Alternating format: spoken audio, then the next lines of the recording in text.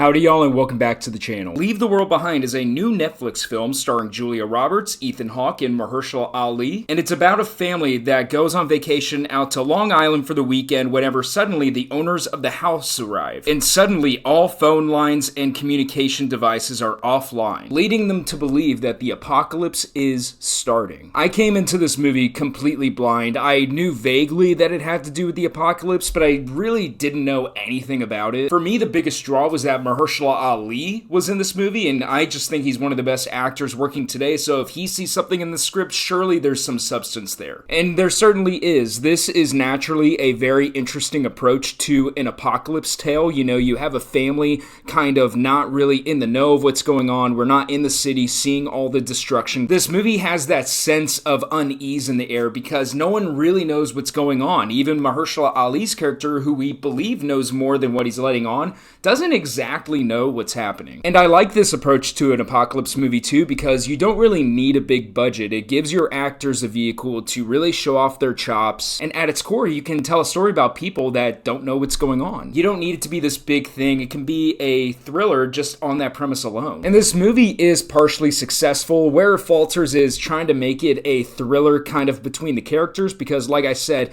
you know, Ethan Hawke and Julia Roberts are the parents in this family that are staying at this house, and as the audience member, we're supposed to get these thriller vibes from Mahershala Ali and his daughter, making it seem like they have ulterior motives or something, and I just don't think the movie is successful in making you feel like the house is a powder keg about to explode and that these two families are about to clash. I will say Mahershala Ali is very good in the movie. I haven't seen him turn in a bad performance even once, and he is easily the best performer here. Ethan Hawke, it's weird to say, but I feel like he was almost underutilized in this movie. Don't get me wrong, he definitely has his scenes. He has a good scene there at the end with Mahershala Ali and Kevin Bacon, but there's a good chunk of this movie where you kind of notice that he hasn't been very present for a while. Julia Roberts, I think, is fine in the movie. She definitely has good scenes, but I think what her role suffers from is the script, because there are many times where this script feels like it's written by M. Night Shyamalan and not in a good way. People saying things that don't sound like what people would say in a situation like this. Kids that